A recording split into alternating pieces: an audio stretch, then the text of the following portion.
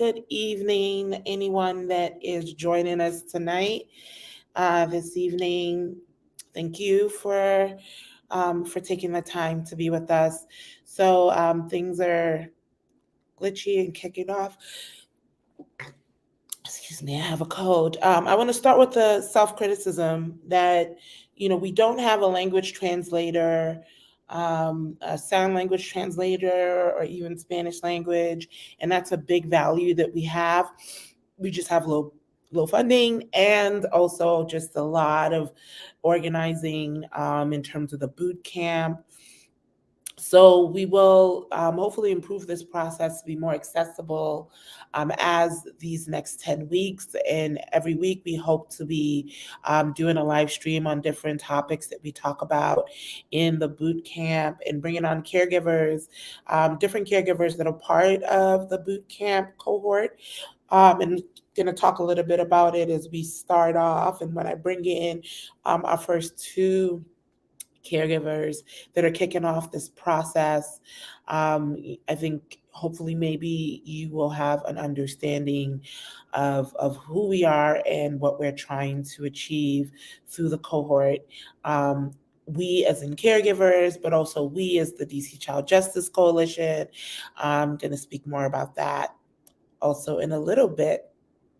So while oh gosh, I am trying to upload a video, not a video, but a PowerPoint.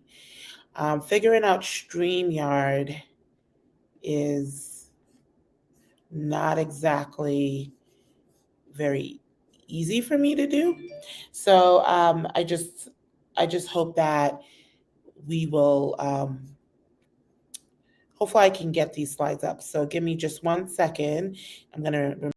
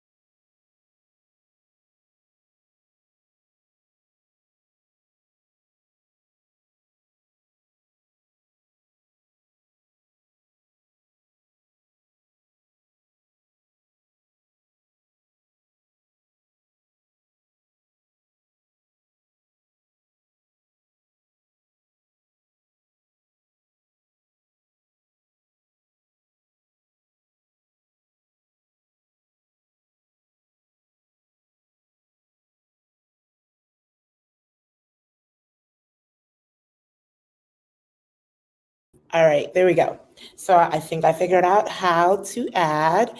So I'm just going to, start with this intro, and I think that, well, actually, I'm going to talk a little bit about who we are, DC Child Justice Coalition, and what we're doing in these next 10 weeks, and then I'll bring in some people, some caregivers, with some more information. Okay, so the DC Child Justice Coalition, we're having our second annual Caregiver Political Education Boot Camp. Woohoo! This is year 2. We had 34 applicants, caregiver applicants, mostly Black, mostly DC. We've had brown applicants from other places in the country. We have white applicants also from Washington, D.C. And so we've had quite a diverse group of people that have been interested in joining the Caregiver Political Education Boot Camp. We had our very first session this past Monday, and we will be meeting weekly from now until May. We kind of got 2 weeks delayed in starting, and that's 100% on me. I moved residences, and it completely threw me off. We're going to talk about transitions, and I'm living transitions. But just a few things that you should know about what our goals are here.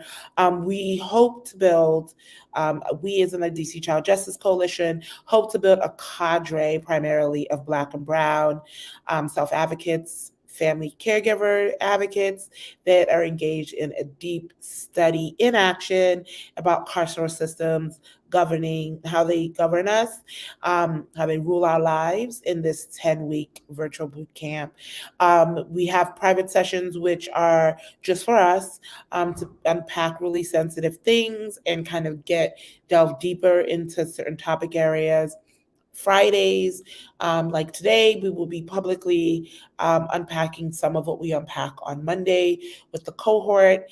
And then hopefully we'll be joined with different guests, including caregivers that will join us, caregivers of the cohort that will join us every week. So we are offering stipends to our cohort members. Unfortunately, we don't have enough funding to support all 34. So we have 10 caregivers that will receive cash payments and Neuro Mama bags. So we do want to thank our funders, though, those who do see our vision, recognize what we're trying to do here. So, and our partners. So let's start with our partners of the Child Justice Coalition. We're proud and grateful to be supported by the Ward 6 Mutual Aid Network, Serve Your City. They are ride or die, and their work speaks for themselves. The spirit of mutual aid and cooperation. We keep us safe. All of that, and so shout out to Ward 6 Mutual Aid Network, Serve Your City. We also thank Black Swan Academy, who is hashtag Police Free Schools.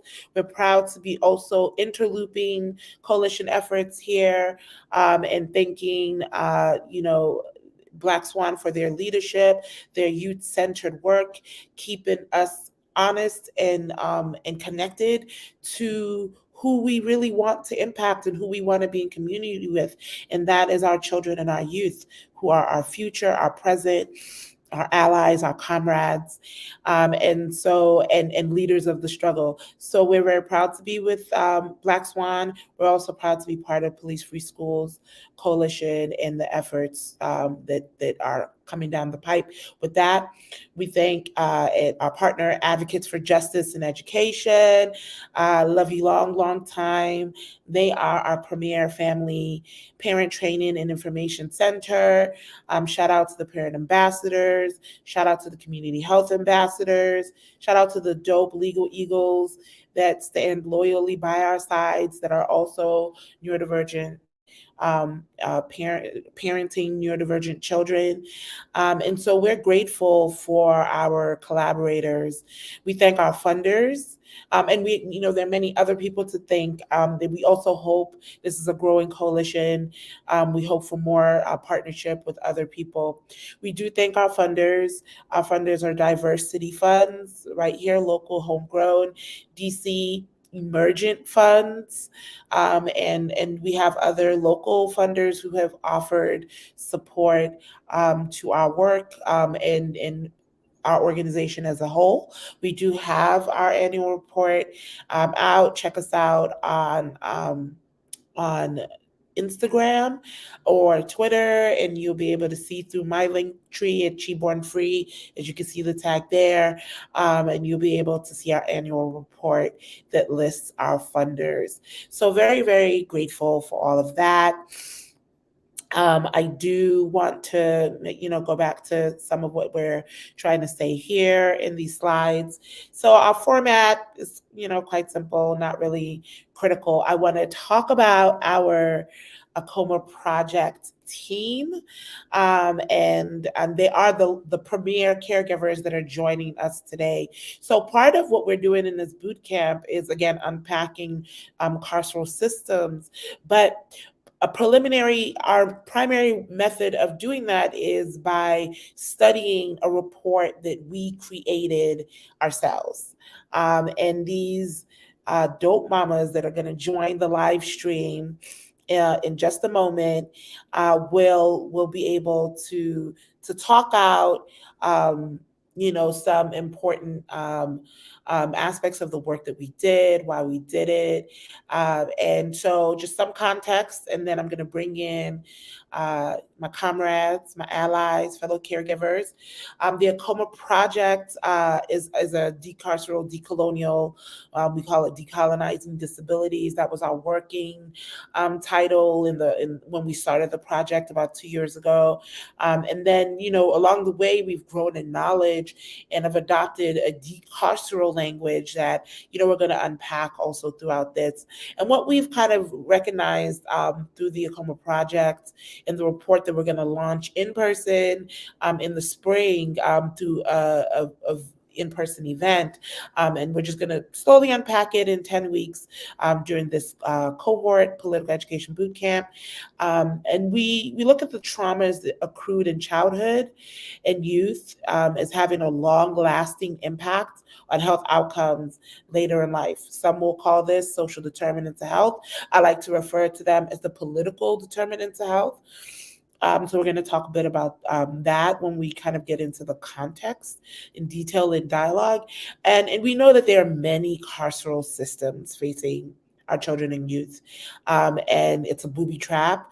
Anyone who listened to the DC education hearing today, I'll get to that. I'll get to the hearing.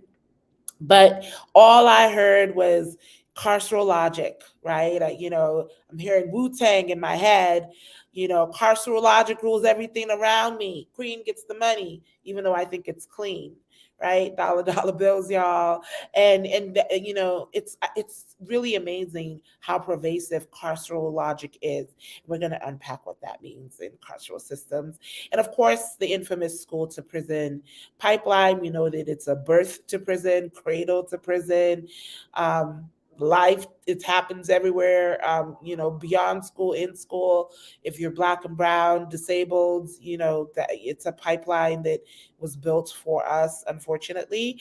And we know that it's a multi-generational issue. So one thing that I love about our crew and our team here is that all of us are DCPS graduates, right? So we know what we're talking about, very intimate. Our lived experience expertise is unmatched, right? We are raising children that raising children that are navigating the DC education system, and we are graduates, we're alumni, right? And we are neurodivergent. So there's many things we're going to talk about, and I want to bring on, and I see Veronica here. So Veronica, I'm just going to pull you up as well. Let's have a comprehensive dialogue with our caregivers that join us tonight. So first I'm going to bring up here Fari. I'm going to bring up Renee. Renee, when you come on camera and you go off mute, I will bring you up. I know that we're all mothering in real time. And I'm going to add Veronica to the stream when Renee gets here. So Veronica, even though you were not like actively part of the Acoma project, you were part of the cohort last year. So you've been part of it in some way. So I really look forward to getting into dialogue with you as well and getting your thoughts. I mean, this is mostly going to be feedback for you. But before we carry on and wait for Renee to get here, if she can, I just want to give you guys a chance to self-introduce, any few words about yourself, and I'm just going to ask you some questions because this is a segment here that we are going to do regularly, which is just kind of getting caregivers to, give us a little bit more insight of stories, in addition to other people who will join us here. But Fari, I want to start off with you. Can you tell us a bit about you, what drives you to work? And we're going to get into Como Project, so don't go too deep into that just yet. Well, Jana, everyone. Oh no, I can't hear you. Can you hear me now? Yes. Okay. Jambo Buana. Welcome, Jambo. welcome, welcome. I'm Farid Gamina Tumpe. I am a native Washingtonian. I'm a multi-generational caregiver, and our entire family has a myriad of special needs that range from social, emotional, physical to autism. And I'm happy to be with you this evening. blessed to be a part of the Acoma Project. Thank you so much. I said shout out to Mama Joe in the chat. Shout out to Sis Tycor and also Spiritual. Thank you all for joining us, listening in. We look forward to getting all of you on here as well and sharing your caregiver stories in these next 10 weeks. And thank you for that, Fari. And there you go, Renee. Veronica, please go ahead and introduce yourself. Hi, I'm Veronica Young, and I am caregiver of two of three grandchildren. Um, and I don't work with the Oklahoma Project, but I do come out to support in that aspect. Yeah, and you're an alumni of the inaugural Caregiver Political Education Boot Camp last Yay. year. So, I do want to get your insight about that and look forward to deepening our relationship in the next 10 weeks. Thank Renee, do you want to introduce? Hi, Okay, I'm thank you. hoping to introduce myself as a native Washingtonian, and I'm a neurodivergent mama of several neurodivergent young folks. I have two teenagers that are navigating the aspects of being trying to go through the educational system and still maintain their medical and their social supports outside of the school system as well. So it's been quite a challenge this week. We're looking at trying to find high schools. We're looking at how do we transition from being a young adult with a disability into the adult disability world for the oldest. So the political boot camp in education that I've gotten from Chioma and the Acoma Project has been huge in helping me to formulate a way to talk about the impact of mental health, the impact of trauma, and the impact of access to medical and social and emotional resources are having on our youth, disabled youth. So it was a big day from testifying in front of the city council to visiting with the city administrator this week. Boy, talking about money and budget. This is the week to say, show me the money, DC. Show me the Show me money, right? Show me the accountability too. So, we'll but get to yeah, that. so We'll yep. get to the money part. And I don't know if Mhm. y'all, watch the oversight hearings, the performance oversight hearings with the committee of the whole today. I was, it was live, so there was an opportunity to kind of create clips. But with time and capacity, I hope to make some clips and share either next week or maybe just spontaneously go live or pre-record at some point next week. No promises. There's one of me. I need help. So there's also a call. Caregivers, unite. We definitely need each other to make, teamwork makes the dream work. And, as we have this huge cohort, I hope that part of what we do together is learn to work together in cooperation and mutual aid to be able to produce more content, more accessible content. So, for those of you just joining us, I started out with self-criticism, basically saying that it is a value to make this more accessible, and we would love to have sign language interpreters. We'd love to have other language interpreters, Spanish language, Amharic, and the other. But funding is always an issue. Logistical support and capacity to execute is an issue. But we hope to improve in real time during these next 10 weeks. So enough of that, and just getting into the meat of things here. So I'm going to start with just the Acoma project, and then I want to get into some of the tins here, right? Some of the tins, important things. So I want to talk about. Let's talk a little bit. I don't know why this is so light. Can you guys see this? Yes. The print may be really small. Um, Um, I can see the photo, but yeah, not. when I downloaded it, it wasn't this light. Let me put it. but when it uploads here, it's like this. So I'm going to talk it out, and maybe I'm going to stop sharing it just because it's a little distracting for me. Um, so I'm just going to talk it out with you guys, and you guys. I mean, it's a guide, right? Um, because we've lived it. So the image that was there was Nardine Jeffries. I'll pull it up just for the image one more time here, just so you guys can see. The image here again is Nardine Jeffries and David Catania. That's former member, council member, city council, DC city council member David Catania. And then this is Nardine Jeffries. Nardine Jeffries is the mother of one of the slain youth who was murdered in 2010, I believe, on South Capitol Street in Southeast DC. And it was, you know, she was an innocent bystander. Her daughter was. There were other, I think there were four other casualties in death, many more people physically injured, many of whom were injured or killed were DC youth. And the whole incident just kind of spiraled out from a resolvable dispute that just spilled out into bloodshed. I think it was at that time it was the largest number of young people that were killed in one setting in DC, in DC related to DC schools, even though the massacre did not happen on school grounds.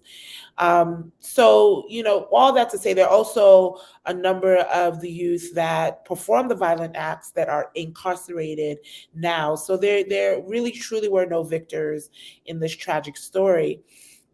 But David Catania formed a partnership with Nardine Jeffries. And I've tried to reach out to David Catania. So if knows anyone that knows David Catania, as we're talking about this, please send them Shioma's way. At Cheborn Free on Twitter. Definitely have questions for Mr. Catania. I am mostly a fan, but I am a critical fan. I'm a fan of the people. But in any case, I do admire the collaboration and the partnership that came between particularly Nardine Jeffries as a mother in pain, trying to make sense out of the loss of her child, I believe her only child, if I'm not mistaken. And I would love to also be in community with Nardine Jeffries. I know Mama Joe knows Nardine Jeffries. Mama Joe, when we do get you on here, we do hope that we can also make that direct connection to the continuity of this work. So, in any case, all of that to say, that they collaborated to explore sustainable ways um, to honor her 16-year-old child, Brichelle Jones. Hashtag say her name. So the law that was passed to kind of recognize or memorialize that tragic event is not something that is should be normalized was a law called the South Capitol Street Memorial Act. It's called South Capitol Street because it's where the massacres happened, memorial as in its memory. And the goal of that act was to implement the school-based mental health program that we hear so much about in language these days, even though so many parents still don't know anything about what it actually offers, what it means.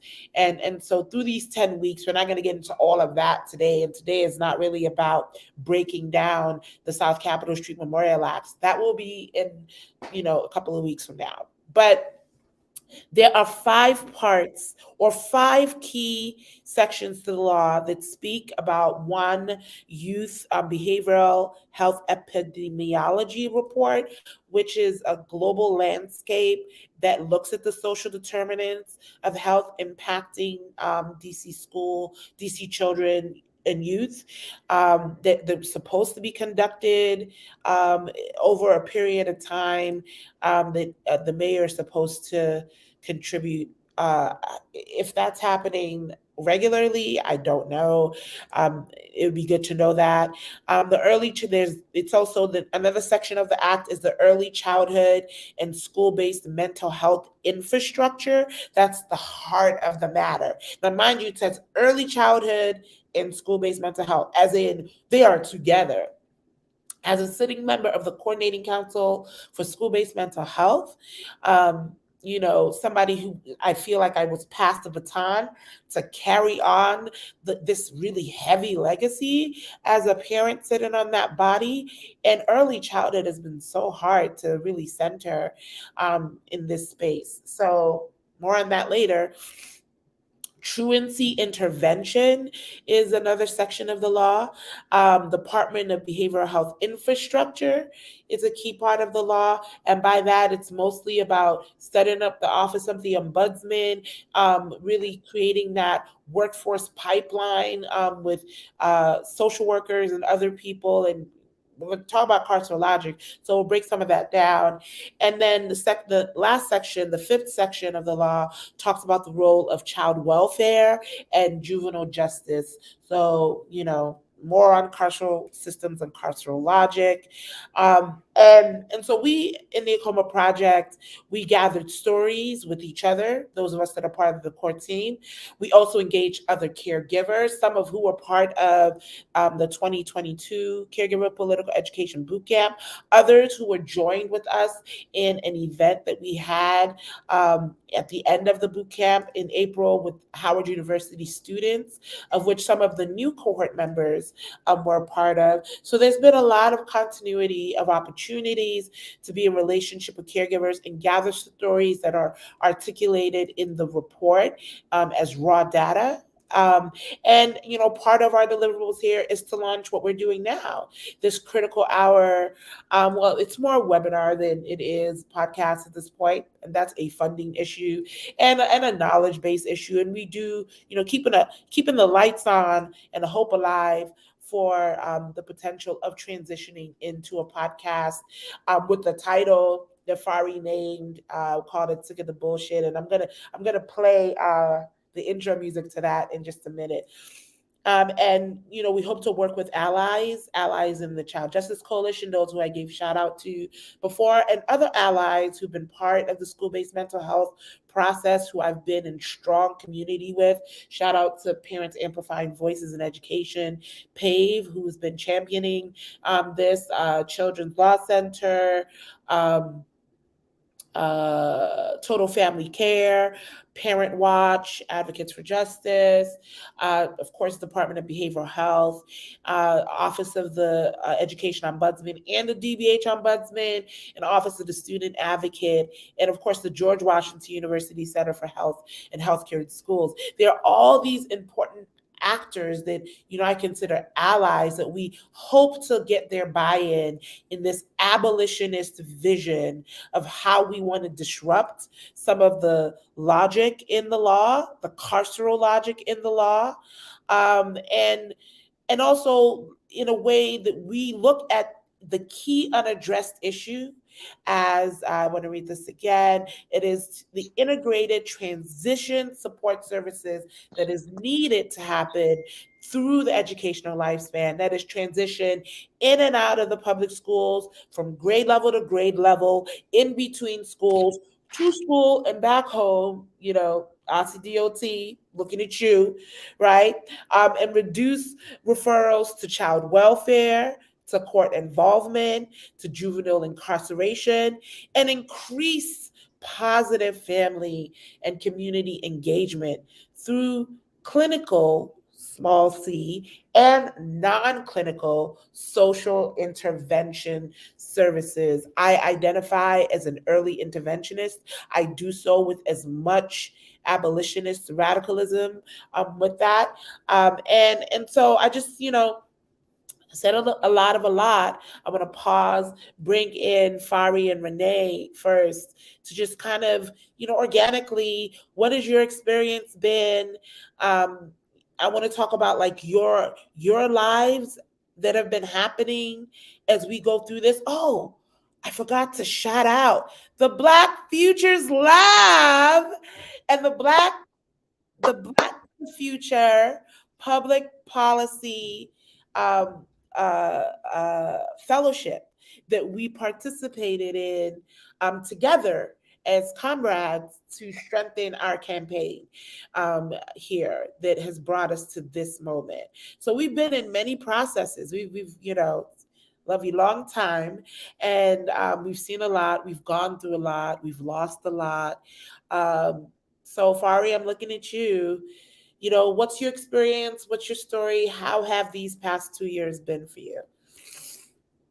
Hey, am I live? Am I You am I are. in the revolution? Again, John, let me start by saying I am so honored to have been afforded this opportunity, this experience, because low income Black and brown mothers like me don't get free, wealthy information. We don't get pulled into the spaces and seats at the decision making bodies and afforded opportunities to be in community with or in positions of power. But these last 2 years has taught me how to build power, and understanding that power is the ability to shape the laws and the that govern my life. That's power. And working with the Acoma Project has kind of raised the roof. I walked away. Well, I haven't walked away because I'm still here, but I have embodied. I should not have said walked away. I have embodied on this journey cognitive liberation, Hmm. second generation, being a multi generational caregiver and having been on this journey, been on this uh, freedom ride for 2 generations. The first go round in raising my children, in particular my daughter, who has very frequent bouts, never understood or believed in cognitive, Sorry, meaning, can you come closer because it keeps going out every other word? meaning, meaning I never believed that I could make a change. I Hmm. never that I had the power to shift narratives and break down some of those barriers, and didn't believe I was entitled to a voice of authority. I took everything that was shoved at me uh, at its word. I took DCPS at its word that what they were doing was the best for my family.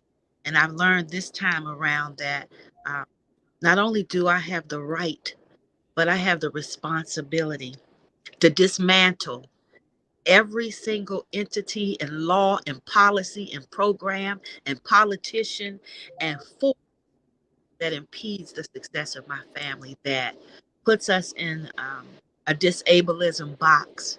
And when you look at the amount of money that is allocated to every special education child, as opposed to not only the lack of services, but the disservices that are intentionally and systemically Talk about it. on our families, our babies, our 5 and 7 and 12-year-olds are met with urban warfare and having to encounter police and being put in handcuffs and being intimidated, traumatized. If you take nothing away from um, building community with us, understand that the direction in which society is going Oof. is going to feed the school to prison pipeline. It's not Oof. going to eradicate it, because our children are not being afforded the opportunities, the quality of education that they deserve, the out of school programming that they deserve, the proper courtesy of being picked up and dropped off on time is something that impacts every part of our family, especially our mothers who are trying to work. Many of our families, disabled families, are being forced into involuntary unemployment. They can't afford to work That's right. because the resources and the services are not in place so that they can trust this alleged system of care. Mm. Yes. Yes. Um, we embarked on this South Capitol Street Amendment Act, and we understood once we became affiliates of the Black Policy Institute, the Black Futures Lab, we looked at some very um, straightforward and concise variables and why we chose to move forward with this. There are 4 M's. We need to make sure that this project was meaningful, truly care about it. And I know if you don't know anything about Dr. Chino,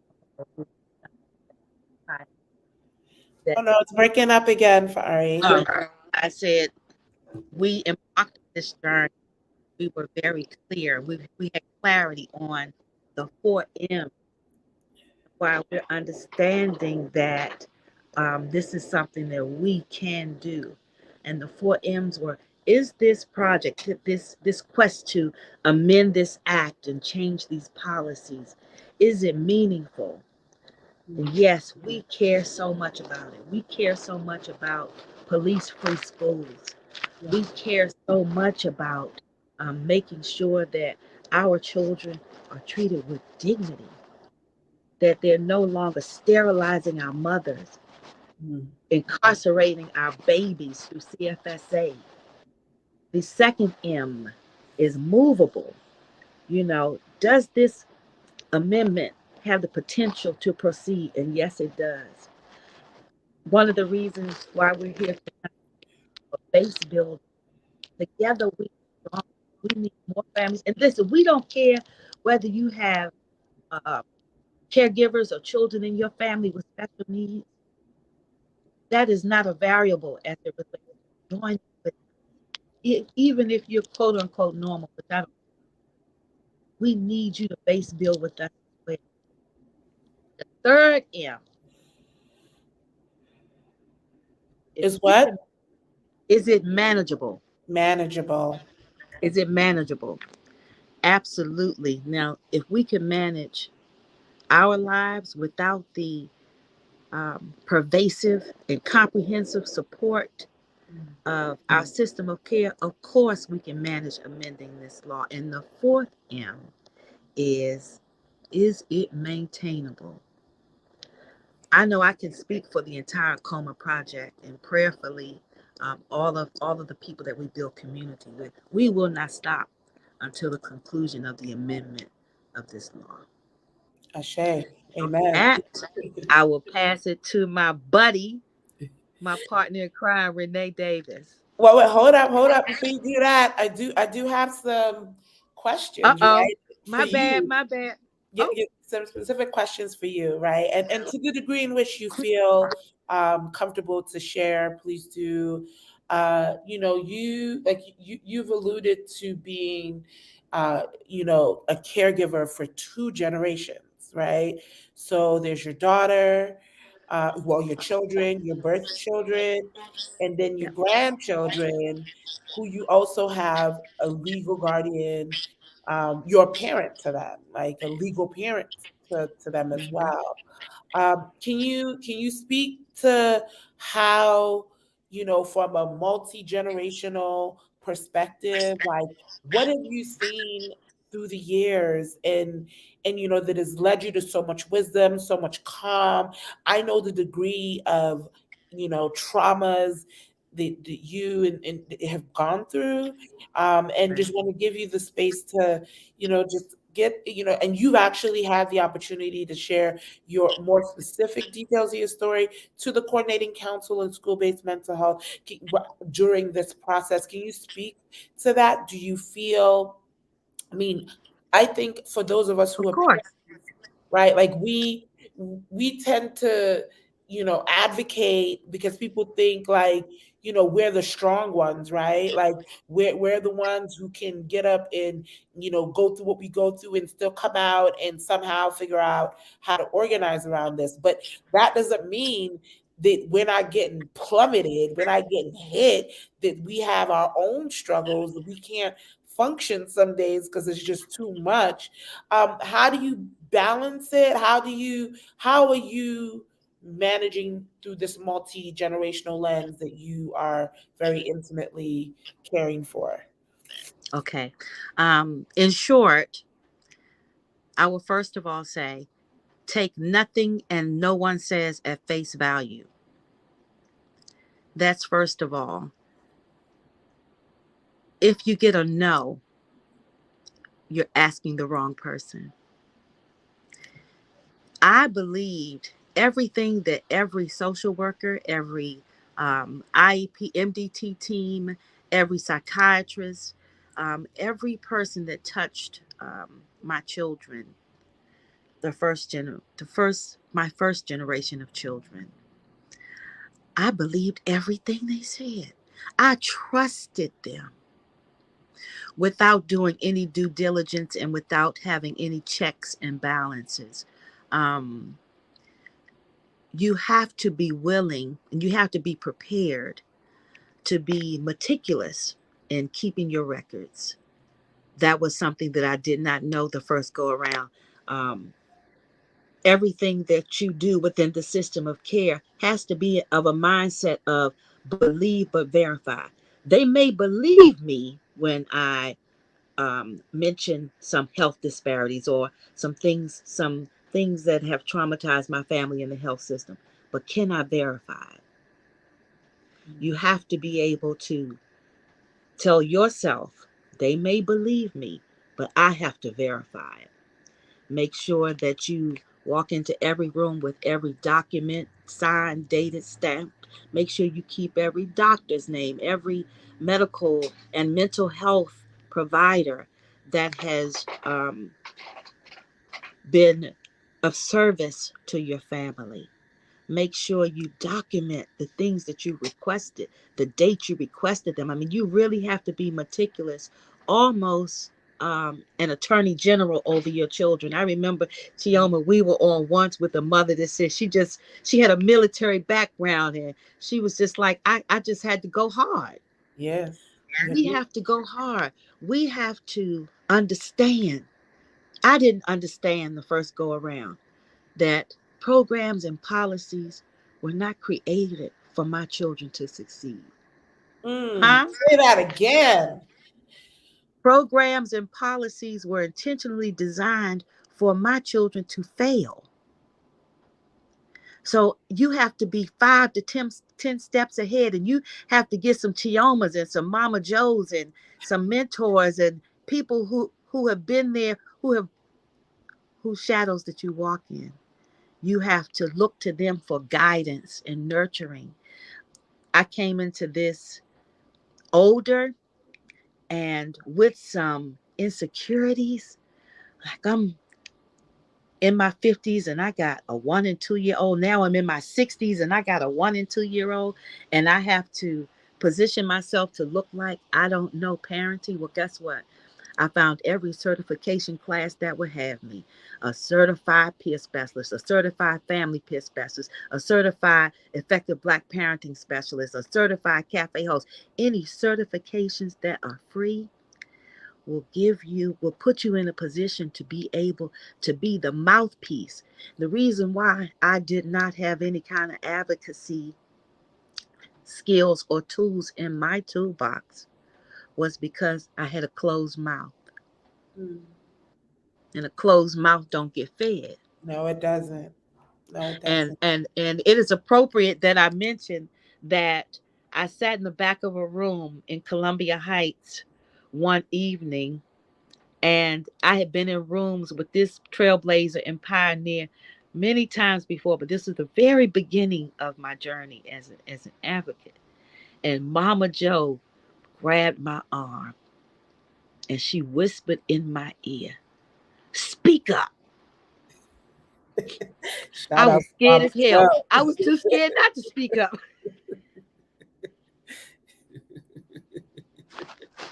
I was too Yeah. scared not to speak up, but I was also, I had an epiphany. I flashed back on all the years that I sat back in silence, and I understood right in that moment what I was looking for is my own voice. Yes. Yeah. Looking for a way to help my children, looking for somebody to rescue us. It's me that I was looking for. And Yes. Mama Joe told me, speak up. And when I tell you, I have not stopped. I'm But so I'm going to stop. glad because as resonating as your voice is, and you, those who know Fari knows that she's a freestyler, right? She's gifted. She's a lyricist. Oh. I want to play. I want. Well, actually, Renee, can you talk a little bit about your experience, and if you're in a position to, and then I want to transition and bring in Veronica.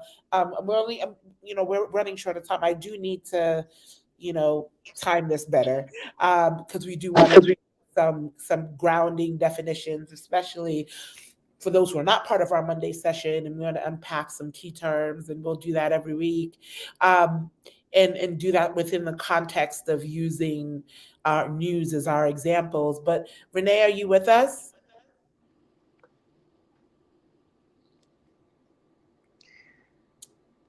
Renee is not with us. She wants Yes. us to skip her. I think she has something going on Yeah, yeah, no, no. Parenting, caregiving in real time. real So time. I want to let's transition. And Veronica, you still with us? So I want you to 1, 2, 3, 4. We sick of the bullshit. 1, 2, 3, 4. Sick of the bullshit. supposed to lose. So here we go. Don't shoot. Police in our schools, just to name a few. Welcome to the revolution. It begins with you. Fanny Lou, hang and tie when it comes to this shit. 1, 2, 3, 4. We sick of the bullshit. 1, 2, 3, 4. We sick of the bullshit. 1, 2, 3, 4. Sick of the bullshit.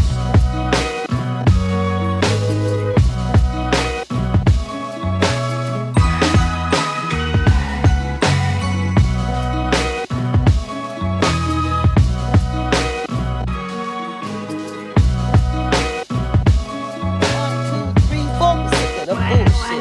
1, 2, 3, 4. We sick of the bullshit. 1, 2, 3, 4. Sick of the bullshit.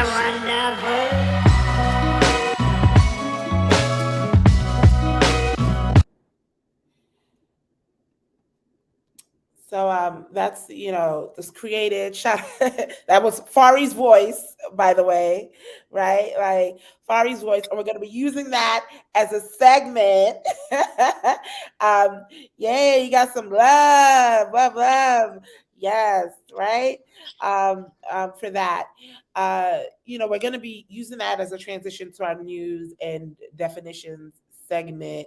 But shout out to our sis Tamara, Myra in Mama Myra in Chicago, who put that together. And as we, get in a better position to actually launch it as the podcast feature, and only think about critical hour, we are down to the 11th hour right now as part of our webinar feature. But I very much look forward to growing that, and using all these tools of technology that I'm not very well versed in.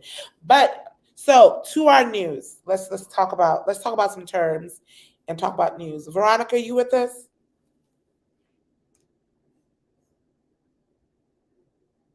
Okay. So I want to get your feedback. I want to bring you back, Veronica, because I want to get your story too. So, like every week, we're going to bring on two caregivers.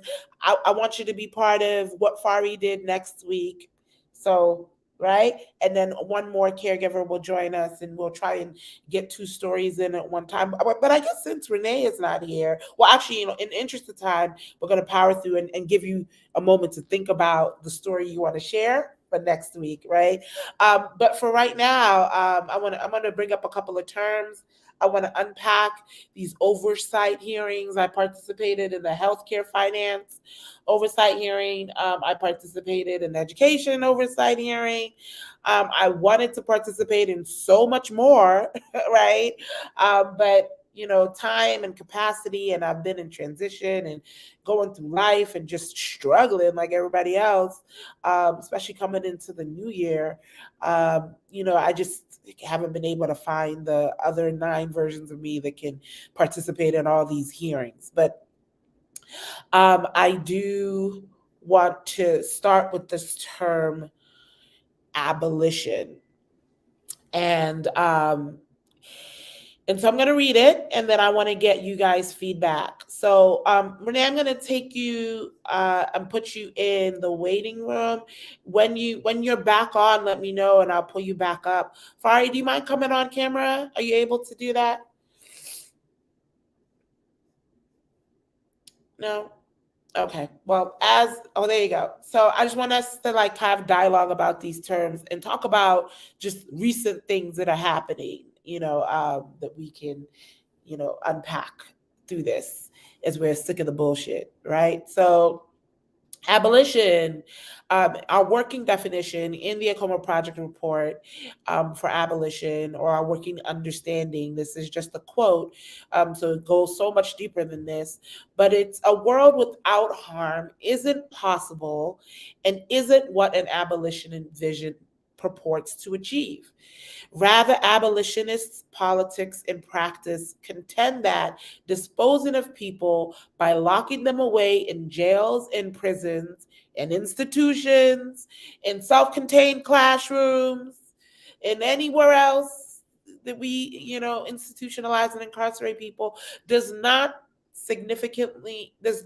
to significant to prevent, reduce, or transform harm the aggregate. It rarely, if ever, encourages people to take accountability for their actions. Instead, our adversarial court system discourages people from ever acknowledging, let alone take responsibility for the harm they caused. At the same time, it allows us to avoid our own responsibilities, to hold each other accountable, instead, delegating it to a third party.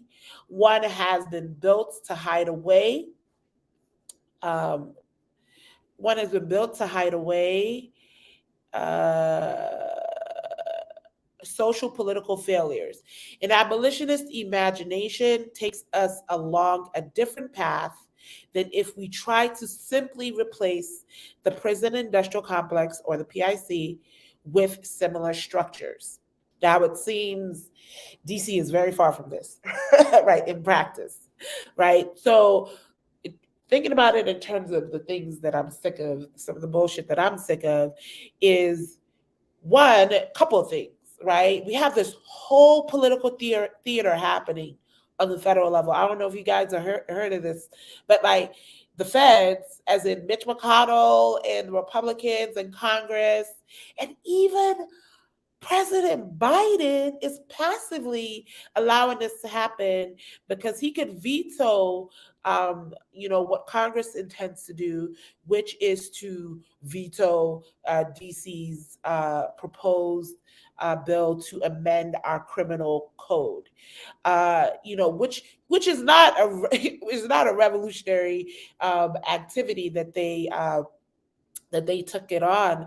But it does, however, move the needle in front in terms of the disparities and the equity issues, the racial equity issues we keep talking about, right? And some of the things in a criminal code, and I don't want to get too much into that. We will, over the weeks, delve a little bit into this and find other opportunities, because this feels like a problem that's not going away. And I keep seeing, other Washingtonians tweeting about statehood and our rights to self-govern. I mean, we start the Acoma Project on decolonization, because I remember when I first kind of shared it with a group of caregivers about the concept of decolonization, and it just feels like colonization is not something that we readily kind of understand that we are part of. Like, we are colonized and confused, right? That's one news. But what do you guys think about this concept of abolition? What do you think about the one issue that I've brought up? I mean, some of the harms that can reduce are in terms of sentencing around things like, you know, car theft, and we just recently went through this issue with the young person that got killed in Ward 5, where I now live. The just for its wait, that was vigilante justice. That was not even, he didn't even get to see a judge. He was just killed in the streets. But there are people who tend to try and make certain crimes mean more because it's black youth and black children and black people and black disabled people that are more likely to commit them, so they carry higher sentences, carry higher consequences.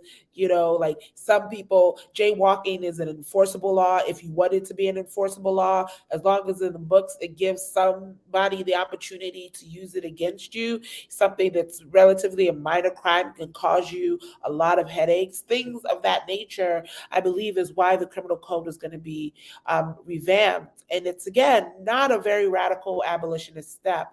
Um, what do you guys think? I can jump in.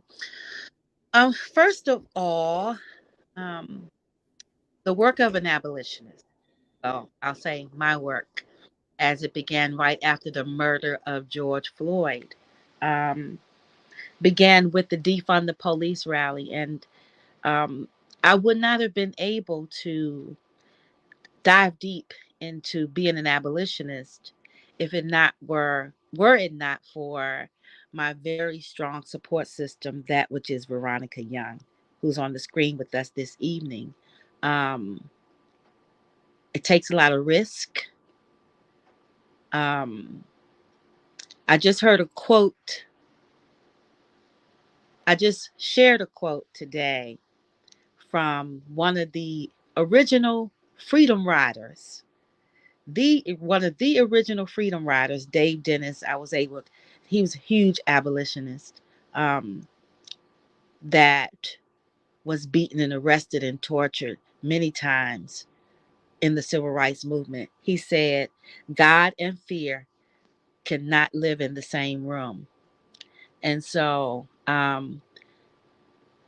as my abolitionist work truly began after George Floyd was murdered, it's kind of come full circle this week. Let me share something with you guys that was mind blowing for me this week. It made me feel like, okay, well, I felt like the work that we're doing at the Acoma Project is so relevant, so right on time, and we've been doing it for a couple of years, but we have to keep pushing and we have to persevere because in Atlanta, Georgia,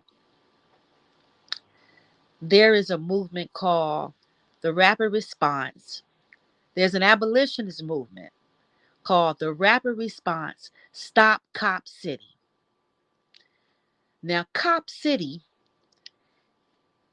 I propose, heard of that. Ugh, I heard of that. proposes taking 85 acres of forest land in Atlanta, Georgia, $90 million to build the largest police training facility in the United States of America.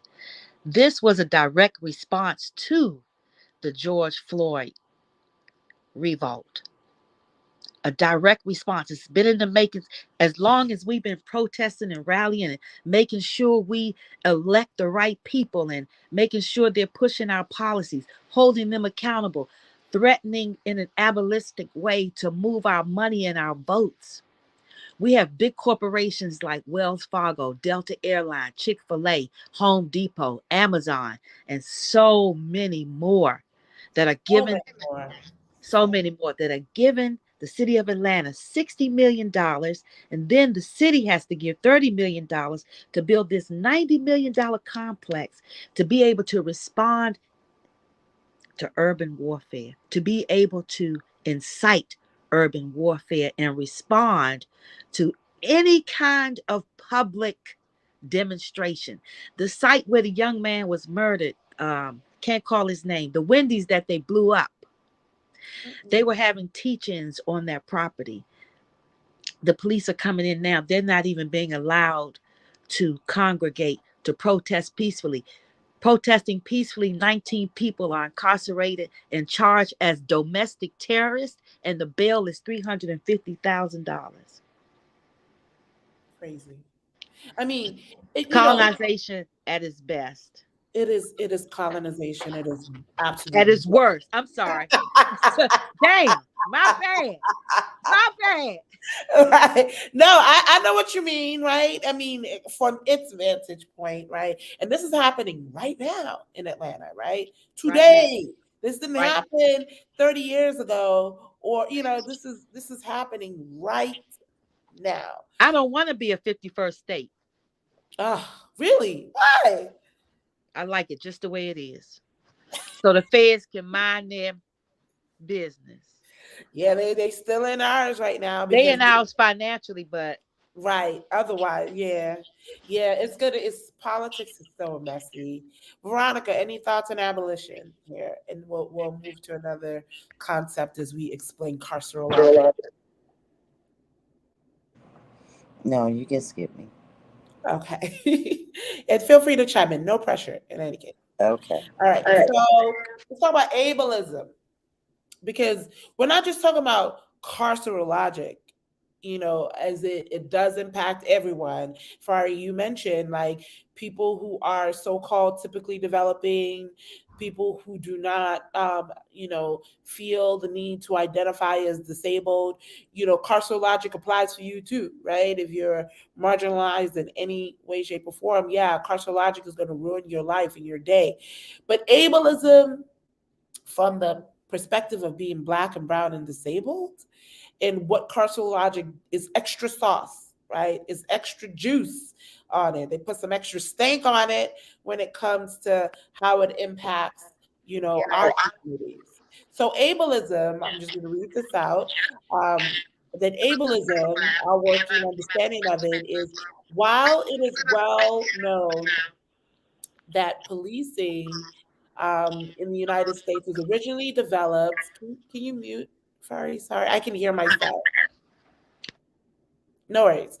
While it is well known that policing in the United States was originally developed and later honed to control Black and Indigenous people's lives, our movement, labor, speech, family, and more, most are unaware that disabled people and those labeled disabled have always been the primary among the carceral machine's intended targets. In fact, there is evidence disabled people have the most frequent and catastrophic encounters with carceral systems.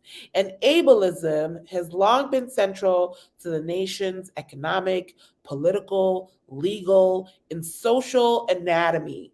Indeed, no justice issues, including abolition, can properly be addressed without intentionally centering disability and ableism, and no social justice movement can be successful without disability justice at its heart. Ableism is a systemic oppression that allows society, systems, and individuals assign value to people based on appearance and their ability to reproduce, right? Excel and behave. Ableism evaluates people of their divergence, whether actual or perceived, from constructed ideals of normality, intelligence, excellence, and productivity.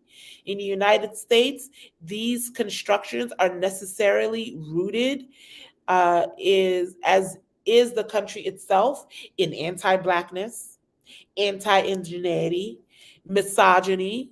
I can't see this other word down here on my screen. Eugenics, colonialism, buzzword of the day, and capitalism, right? It's lots of grammar, as we Nigerians would say, lots of language here. And when I think about in terms of what's happening in our world in real time, when it comes to this level of understanding ableism, I just think about today.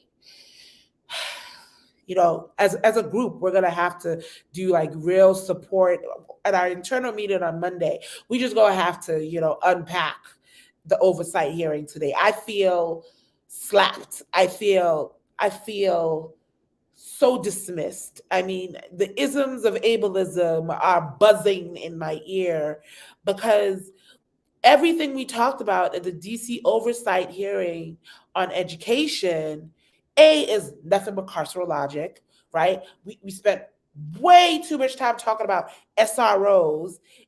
No, nobody asked for them, right? Oh wait, principals asked for them. Principals who who are you? Who are the principals? I don't see them. Do you see them at community meetings? Do you see them anywhere outside of the buildings? I sit on many advisory bodies, particularly the school-based mental health, school-based behavioral health coordinating council. And while there have been some very few principals, some of the best of the crop of them have joined in some meetings, like their invisibility is actually startling considering how much responsibility that they have. And when you talk about the numbers, like I used to be on the LSAT, the local school advisory team, the budget team at my kids' local school. And we look at the data, the park scores to kind of justify the proposed budget that the principal wants us to look at. I mentioned today on Twitter that when the chancellor was talking about, oh, schools have LSATs and they're supposed to work with the community, there is nothing in document, in policy, mandating any principal in DC public schools or anywhere else that requires them. Well, maybe some of the charters because they're nonprofits, and based on what their bylaws say, they may actually be more democratic than DCPS, which you have this LSAT body, this budget team that is really just there as an advisory body to the principal, and the principal can go and then decide and do whatever they want to do, and it's legal for them to ignore what the community they brought together to do. I've seen it happen, but it's the reality is that whether we're talking about the oversight hearings or we're even talking about what's happening at the school level under the leadership of principals and other administrators, their degree of ableism is some of the worst, right? Like going into an IEP meeting and literally hearing people talk about your child like trash, talk about you like trash, right? Talk about the bright side and even the things that they want to say is optimistic, right? The optimistic winning points. When I listen to Aussie give their testimony today, and even the things they're highlighting as successes is literally the erasure of students with disabilities. Show me one data set where you brag about something really truly the community is going to join you in celebration that is happening positively when it comes to students with disabilities. Far and few in between. And this question of transportation, like the most disrespect. I mean, any day you want to feel, or if you don't understand what disrespect means, you don't understand what ableism means, just take a walk a day with Aussie DOT and you'll realize you are nothing to them. They won't give you a memo. They don't think you matter. They don't care if you wasted half your day, your work productive day to do things because you're so insignificant in their considerations. But there you do something wrong. Oh, I think a parent was pointing out to me that it is legal when Aussie DOT buses drop off your child late after bell time. And Fari, I can never forget that day when we were on the phone and it's like noon. We're having a meeting talking about the Acoma project, and all of a sudden we hear Aussie DOT at the door talking about, I'm here to pick up your child at noon. I had to, I mean, I was flabbergasted. I never heard anything. I've never personally experienced. They wouldn't. I don't think they would try with me because they know they wouldn't. I would come down to Aussie. It would be on site. They already think I'm nuts, right? They call the police on me and my kid. Okay, but the reality is that That level of disrespect and disregard, that's ableism. And that when they bring your child late to school, they don't mark that as tardy, right? I heard the deputy mayor of education talk about, oh, chronic absenteeism. When the school bus contributes to chronic absenteeism, there's no documentation. But should you have get caught in the traffic that they say is the reason they're bringing your child at noon, Mm. picking up from the home at noon to get to school at what time, right? Like, I mean, it's just ridiculous, right? That if you do that, not only are you hit with truancy documentation. Say you need an IEP, that is used against you. It's saying, oh, your kid doesn't need any services. Your real problem is coming to school. So you deny, deny, deny. They're gonna look at your attendance data. And that's not even what the judge has to say about it when you go to truancy court, or what social CFSA or social services has to say about it when they make all kinds of projections. See, that's all part of how carceral logic, they see your inabilities as deficits, and they see their inabilities as, legitimate reasons for social failure. All right, Veronica, I see you come off mute. What say you? Oh, I hit the button by accident. No, but I want to hear your thoughts. Please share.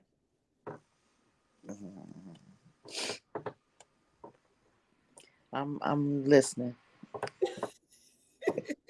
Okay, Fari, you got anything to add? Oh, wow. I want to thank you for naming a thing. We have to name a thing these days so people will understand that it's not just something that happened or some things that happen to us. Ableism for me resonates in a myriad of ways. Um, Ableism is watching my daughter who has schizophrenia for the past 15 years, as opposed to being treated with some kind of comprehensive rehabilitation, primarily treated with sedations, restraints, and seclusions. Ableism is sitting in the court hearing the um, district attorney or the judge say, basically, there's nothing wrong with you. You have to make better choices. Mm, She has to first understand better. yes. She doesn't understand better. In order to make better, how can you expect a people to be resilient when you're not giving them the tools to function? That's right. That's right. Ableism is watching them release her on a Friday night at around 9 o'clock, who clearly has had over a decade's um, experience in self medicating, releasing her at 9 o'clock on a Friday night saying, with no known address, no medication management plan, no transitional housing plan, no Nothing. kind of monitoring of any kind, economic insecurities. You're basically releasing her into the revolving door and expecting her to report to see Sosa on Monday. Mm. But it's her choice, right? But it's her choice. Yeah. Ableism is watching my granddaughter cringe at a classroom of 30 people, expecting her um, and putting her in timeout, or understanding that my grandson was put into a de escalation room because he couldn't control himself. Ableism is expecting me to jump up and run to the school when at their beck and call, Mm, with my own health um, pitfalls. mm, And so, in the words of Chioma not only does the Acoma Project smash ableism, but Chioma led, and I wish you, every one of you, could have been there. Chioma led the collaboration of, and one of the reasons why I love working with the Acoma Project is because she forms these intentional and true collaborations with other organizations that bring specifically what she knows is needed to move the needle and to um, bring hope, bring a hope that we've never seen. This program is so innovative and visionary that, as Chioma says, it does and will continue to smash ableism. Hashtag smash on ableism. Need to bring As, that back. Shout out to Pat. yes, Now we got fixed, Pat. All right. So, I appreciate that. So let's just, down to the needle of carcinologic, and we're going to end with this, and, continue next week. Have more caregivers come on here. Fari, I want you to keep coming back. I love being in dialogue with you as time permits. But we do want two caregivers to join us. They're part of the cohort, one of the 34. To then be with us next week, and just heads up for those of y'all tuned in, you may be right here with us, and want to delve into some of these issues here. But carceral logic, this is what we came here tonight to talk. So let's end with this, and let's talk about it within the context of all the bullshit we're sick of. So carceral logic, it says, at its simplest, carceral logic is the system of thinking that makes punitive systems possible, built on the fear that there are a terrible few who have the pathology to cause harm to others. Carceral logic draws absolutes. These terrible few are inherently and unwaveringly dangerous. All others are the innocents, and the innocents must be protected from the dangerous, right? Carceral logic has responded to the presumed inevitability of danger in the same way to keep the innocent safe. An authority must intervene and not forcibly prevent the terrible few from enacting harm. Instead of thinking critically about what it means to co create safety, carceral logic tells us that the only way we can be safe is by entrusting the state to punish those who have caused or presumed to have the pathology to cause harm. As a result, we see the proliferation of systems of surveillance, regulation, punishment, a trend that anti carceral feminist scholar Beth Ritchie and Kayla Martinson call carceral expansion. Ritchie and Martinson point to the link between the criminal punishment system and social services as evidence that social workers must be part of the movement to resist carceral expansion. Okay, I want to say that again. I know a lot of amazing social workers that I work intimately with during the school-based mental health process that I admire, but y'all still got to get on board. You mean there's a level of growth that we all need to have for the work that we say we want to see happen. This resistance starts with understanding the role that family policing system plays within the broader carceral state. Now, that's a big bite, and we're going to unpack this in the weeks when we talk about family policing system here, and this concept of what social workers have to do with it. That's not for today, but I want to just kind of lay this, and I want to end with in terms of how we frame it. So the Acoma Project, um, is grounded on looking at school-based mental health. Even President Joe Biden, in his most recent State of the Union address, is calling for school-based mental health.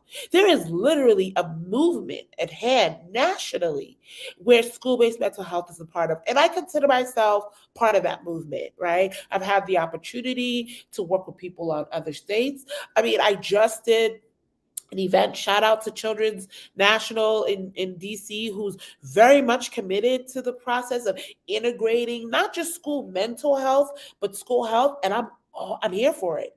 I'm all for it. I see innovation. I see possibility. But if we're doing a SWOT analysis, as in strengths, weaknesses, opportunity, and threats, the biggest threat to school-based mental health, whether it's President Biden talking about school-based mental health or Council Member Robert White raising it at council at the oversight hearing today, and other council members raising it at oversight hearing. It is a local issue. It is a global issue. It is a national issue.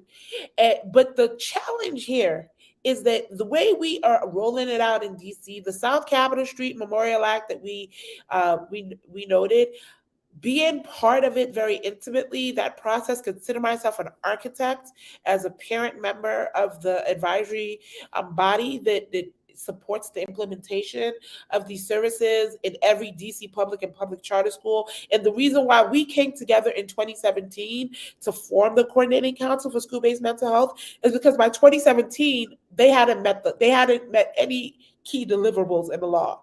Right? They had it created the opportunity for, the vision is to put social workers at every school. That's what they're willing to pay for. That's what Department of Behavioral Health grants are all about.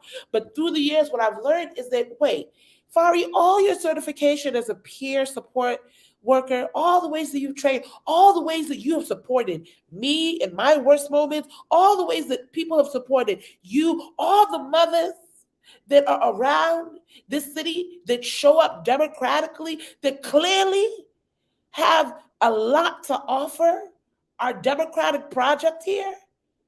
There is no vision for us, all the young people. There is a young person in a high school in DC that I happened to meet at a YMCA event. I believe she's a bassist. Started a nonprofit to offer mental health support for her peers at her high school. Where is the opportunity for that? She's graduating this year. What's going to happen with that? Who's going to keep that going? Right? Where is the funding? Nonprofits are hard. I started a nonprofit last year. It is hard work to do without funding, without support.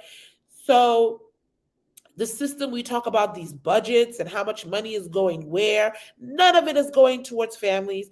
Today, many families don't know anything about school-based mental health, and they don't know the risk that come with participating in it. That the people who report you to mandated reporters are disproportionately the schools. Schools already play critical roles in family separation. And then they wonder why parents don't want to give consent for X, Y, and Z, and they make it seem like something's wrong with you because you have history looming on your back, why you don't want to engage with certain things. But this logic of saying there are people who are the terrible few. My last example of this, and I'm gonna stop here, is that DCPS was talking about what they want to do with self-contained classrooms. Charlie Brown for me. The details of that. My children were in self-contained classrooms at DCPS. I liberated them, and now they attend non-public schools. Even though story for another day. Carceral logic is still everywhere. It's pervasive. But the reality is that children in self-contained classrooms are not accounted for in the South Capitol Street Memorial Act. Like, you can't necessarily even bring up your mental health supports in terms of the expansion for school-based mental health services and have that same conversation when you're talking about IEPs and children that need educational support as well. So, Veronica, Fari, I'll let you guys have the last word on this, and we'll continue to unpack this through the weeks. I would just say that I'm very well aware that um, carceral logic